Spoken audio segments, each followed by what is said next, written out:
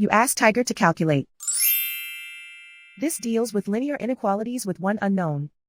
The final result is x smaller than 7. Let's solve it step by step. Group all constants on the right side of the inequality. Subtract 2 from both sides.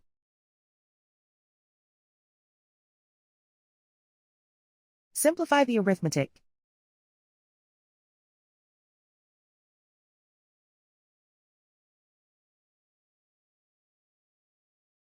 Isolate the x. Divide both sides by 3.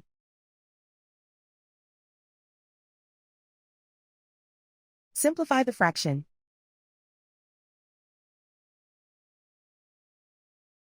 Find the greatest common factor of the numerator and denominator.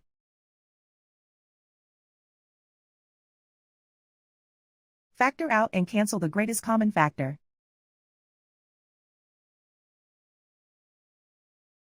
Plot the solution on a coordinate grid.